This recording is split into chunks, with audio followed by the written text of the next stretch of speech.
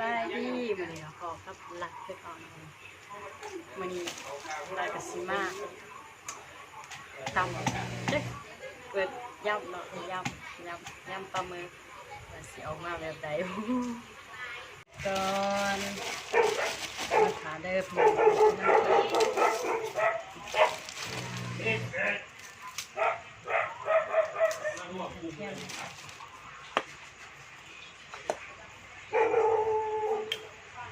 องเสียงกันยังหยาดยังคะแนนครับ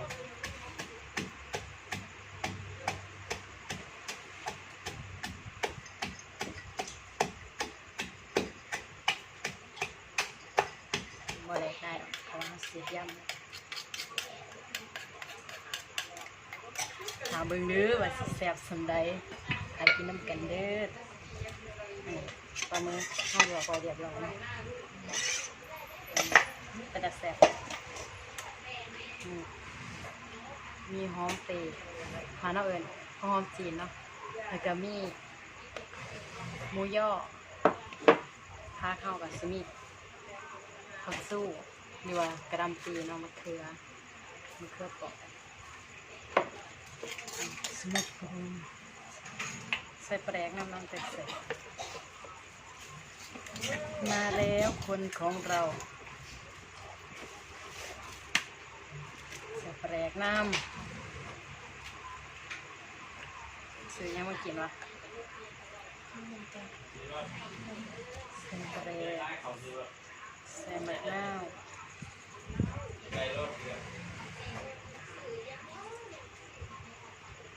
สมมันหวานจังแซ่บคือเก่าพี่น้องเก่า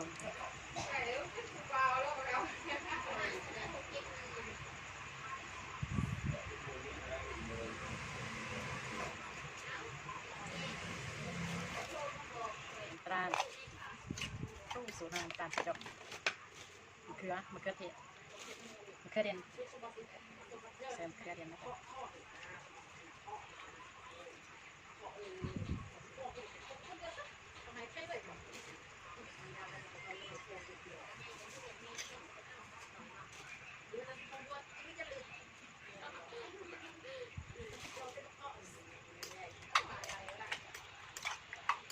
ยำแล้วเป็นกระเพาะหาคนเรียบน้อง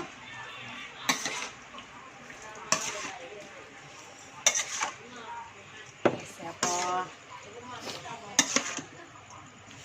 จัดจานขนาดสีจัดจาน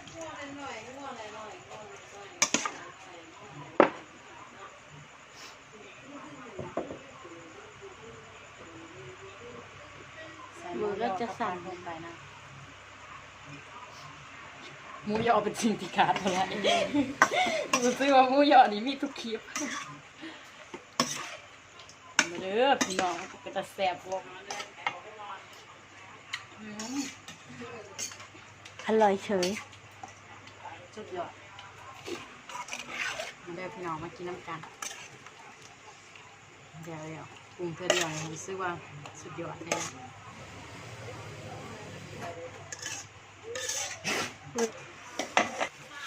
อันนี้ก็คือเขาเดี๋ยวเนาะตอนแรกก็ว่าสิย่ำใส่ขนมจีนเนาะเปลี่ยนใหม่เด้อพี่น้องย่ำตะปลาหมึกย่ำเขาก็สิมีใส่ปลาแดกแล้วก็ใส่น้ำปลาน้ำเนาะทุกคนเป็นตะแสบบขปุ่นเขาก็สิเอาไปกินกับนี่คือขปุ่นเขาซื้อมาไปเด้อพี่น้องไปกินกันเด้อกินมาเด้อบัดนี้มาเด้อทุกคนกินน้ำกันแสบบัวกินตามย่ำเลยเอาไป2 คนน่ะแต่ไม่เสร็จอ่ะคนเยอะป่ะแล้วสั่งให้ดิวตัดยังไงอ่ะดิวบอกว่าส่งนักเรียนซิมตำไปซิมตำไหนกระปุกหรือว่าส่งนักเรียนออกมาเนี่ยมูล้างบ้านกับปุ้นยังเป็นย่ำได้แต่มีมาแม่ใส่ปลาแดงเนาะว่าตำไม่หาอีแนวของคุณก็แม่กับปุ้นทานครับเลยอ่ะลูกทีนี้เรากับปุ้นตามว่าสิเลยไหนล่ะมาเอ็นไปเลยกินไม่เป็นอ่ะต้องกินจ้ะ เรื่องแดงนั่นแม่สอง มาเริ่มไปเด้อขาดอะไรได้จะครบหน้าครบตาขึ้นก่อน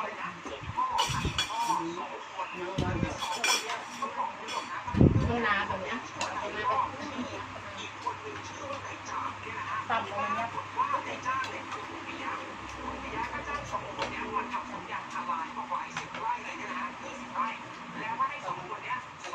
ต้องรอใจ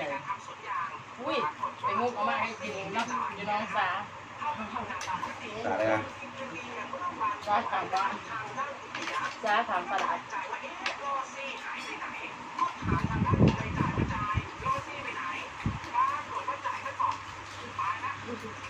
ความสมบูรณ์อะไร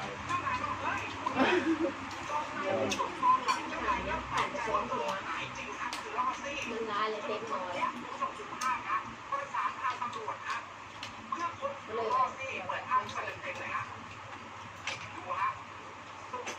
ขยะไปกินแล้ว รู้คนแก่ สักดู ตอนนั้นถึ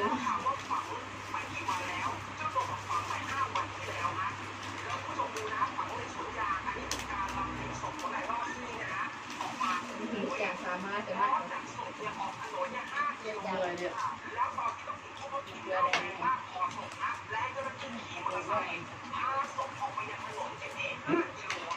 พาลุงเดี๋ยวเนี่ยฮะลบอย่าง ก็แล้ว ปลาสมกี่มาใส่เลย คนยืมมาคนยืมมาเดี๋ยวก็ต่อมากัน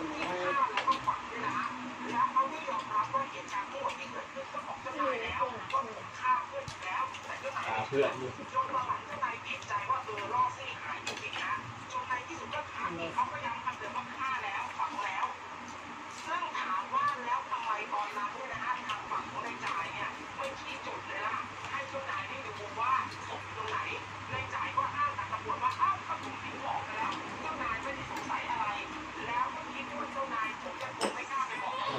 อืม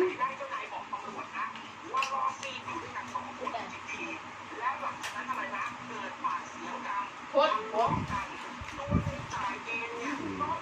น้องของสองคนขากัน ต้องมาหน่อย ตั้งเหล่า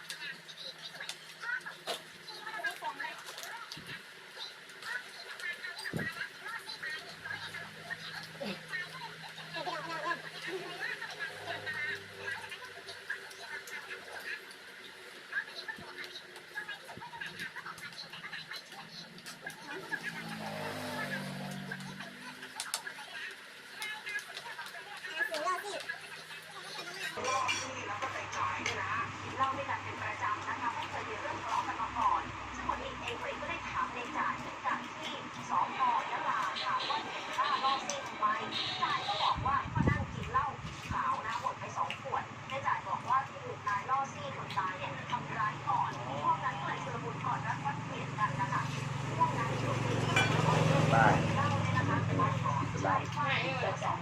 ครับพี่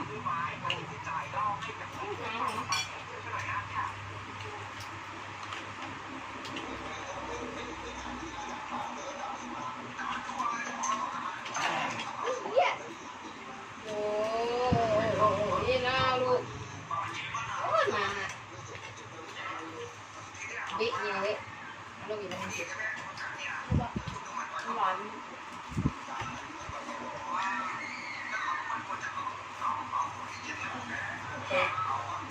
ก็จะเปิดประมาณกั้งเปิดโซนมันนิดนึง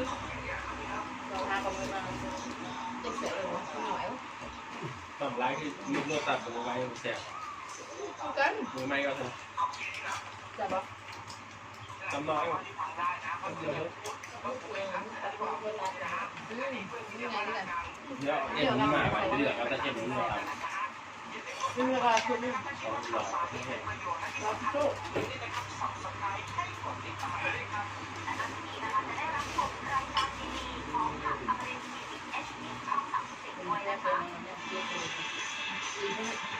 มองที่หลักตีโอ้โหก่อน เอาข้อมันก็เป็นอย่างนั้นเลยแต่ ตัวนั้นมันก็สิว่าเตะแล้วมันก็เตะมัน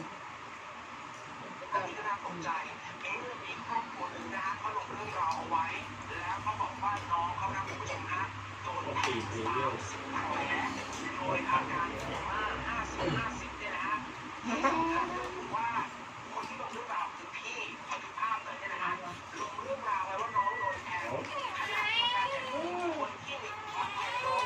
ปวดต้นแล้ว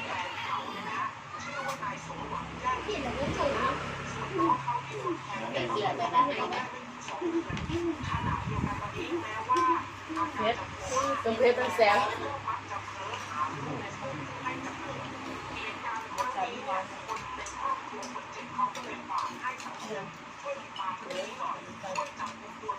ตามวัน